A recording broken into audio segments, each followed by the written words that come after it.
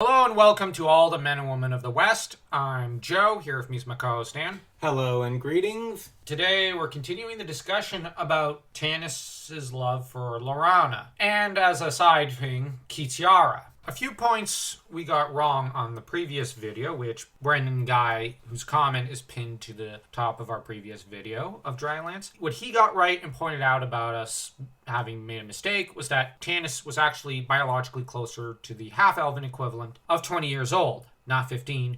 We had said he was probably a teen, but he wasn't. So, fair enough. He also pointed out that arc of Laurana is to also stop being codependent on Tanis. On that point, yeah. I just think that we also need to bear in mind that Tanis's arc is also for him to stop being codependent on Flint, because that's a fairly codependent relationship in and of itself. That being said, it's a far healthier one than Caramon and Raceland, for example, because Caramon and Raceland, that's incredibly toxic. As to Laurana and Tanis, and by extension Kitiara, we left off around the beginning of the Chronicles. The Chronicles then go into some detail, along with the Lost Chronicles, into showing that Tanis is still really wanting Laurana. Who could blame him? He also wants Kitiara. So he's basically an anime harem lead, except way more decisive and strong-willed, because he's cool, unlike most harem anime leads. Tanis, though, suffers from the problem that he's divided between his elvish and his humanish blood, and he finds the perfect balance at the end of the Chronicles. That being said, throughout the War of the Lance, he often finds himself thinking about Kitiara and mooning after her memory, which the memory of her has no basis in reality, because anyone who's read Soulforge could tell you that Kitiara was not very faithful, was incredibly subtly abusive, and often played manipulative mind games. Although what's funny is Tanis actually got the brothers in the breakup. Goes on to fight pretty well in the War of the Lance. I know he's got his naysayers, we've had them in our comment section, but I actually like Tanis, and I'll run to bat on him every time,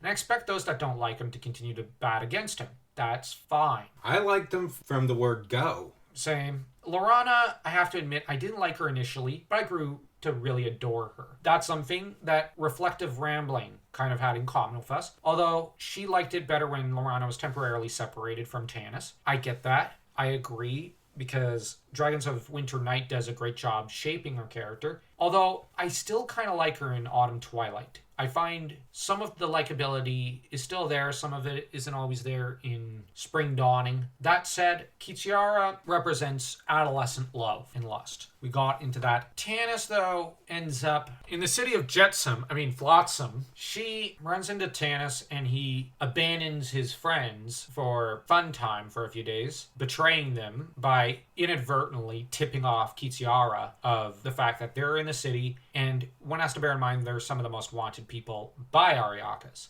And Tanis, on some level, unconsciously knows he betrayed his friends by trying to lie to Kitiara and failing, and also sleeping with her for so long. It's just a disaster. But what's more is that he kind of cheats on Laurana because he was falling for Laurana again. This does not go over well. Even though him and Laurana have been technically broken up, he feels like he cheated in his heart, which... okay, then he cheated, I guess. But this gets into the kind of love he shared with Laurana at this time. I still maintain there's an element of puppy love there on his part, as well as codependence, and his cheating on her feelings, or their not relationship, is not a positive side to his character. I kind of find that his abandonment of his friends and his inadvertent unconscious betrayal of them far worse. Where I think Tanis finally gets his final growth, I guess, is the knowledge that Laurana's going to die and her soul is going to be devoured by Takisas. That finally wakes him up, and he finally achieves adult love for Laurana. The kind of mature affection that lasts for the ages. That is true love. And as it's said in the novel, true love can never inspire evil. And that's the philosophy of Dragonlance. I'm not sure about it. As for Laurana, she ends up kind of relapsing into puppy love. We gotta bear in mind, Tanis had to prove himself worthy.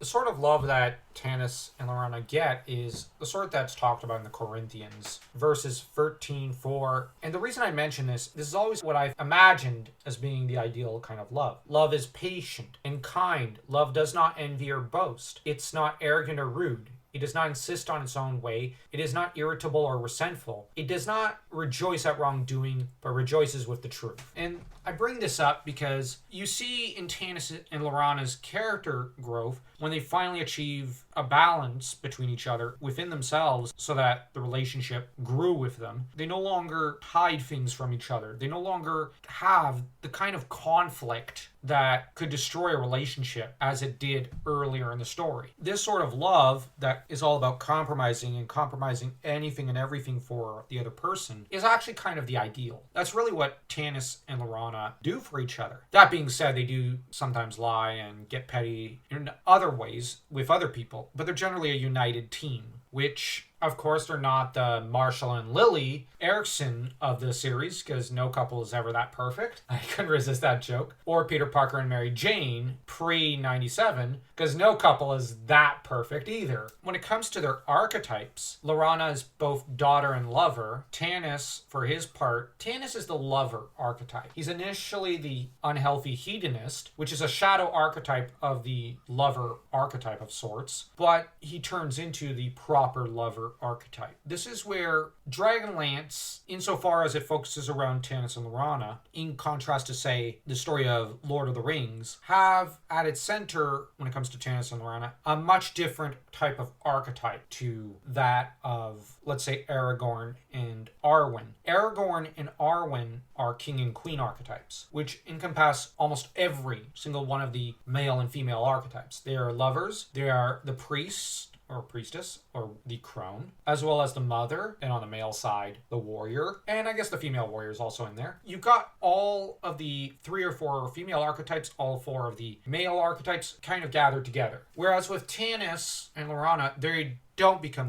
the king and queen at the end. They never do, nor should they. Tanis, in my opinion, would probably make a rotten king. He would not be a good ruler. He's a good leader of a small division of troops. He's just not a good general or a good king because he'd be too impulsive. In some ways, he reminds me of Boromir more than Aragorn. Moved by his passions and his impulses more than by his wits, I guess. Although Boromir could be pretty witty and cunning. That said, Tanis is definitely the lover archetype. Lorana is definitely the daughter, the warrior, and the lover. So 3 parts of the goddess put into one. Whereas Arwen was the queen, which is every side of the female archetype. Lorana's got maybe 3, and there's another 1 or 2 that she doesn't have, which are the mother and the crone. She doesn't have those. Kitiara, for her part, is pretty much a shadow female warrior. She's basically, in some ways, I think it's been characterized as the Morrigan, a bringer of vengeance and pain and grief, mostly onto herself. She tries to say, I let Tanis go, and every time he looks at Lorana, he's going to think of me. Actually, we find out in Legends, he hasn't thought about her at all. The love he felt for Kitiara was killed by Kitiara.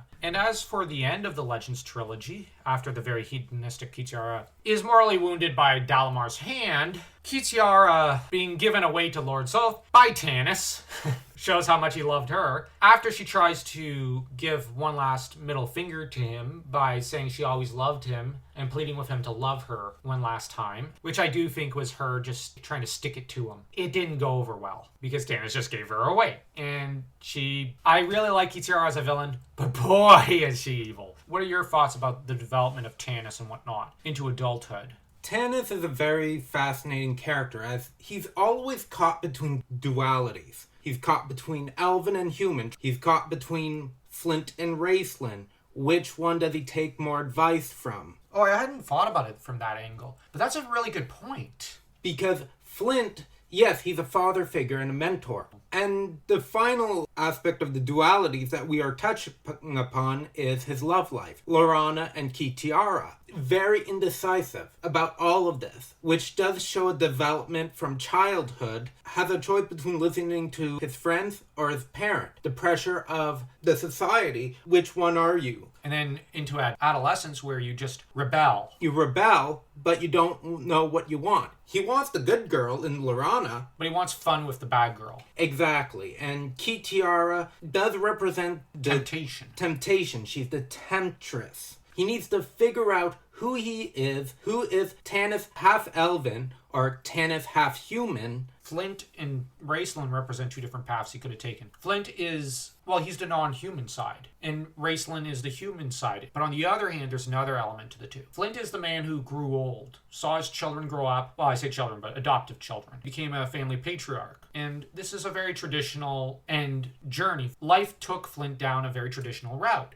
Raistlin represents the unknown, the danger of treading into the woods, and I'm going to say this, and getting lost in them willingly and thinking yourself, trying to master the darkness and danger that lies outside the village. Tanis chooses, in the end, the Flint route, to try and go the family patriarch route, which I actually think that's in some ways the more proper choice. Some people might say it's the safer choice, but it's the smarter choice, because what Raistlin ends up deciding to do is insane. But on the other hand, Tanis could have gone a similar route, especially had he taken Kitiara's offer of joining her, which would have been terrible and would have had disastrous repercussions and would have ended in her betraying him. This is why Tanis had to mature. He had to figure himself out. You have Raistlin, which is intellect. You have Flint, which is also emotion. It's your mind versus your heart in a way. And in Tanis' case, the heart had to win out. The next trilogy has Raistlin having to war with himself to figure it out. On that note, I think we should probably end this video. And so don't forget to, if you want to support the channel, smash that like and smash that subscribe button as though you were Sky trying to get at Sturm, but also smashing the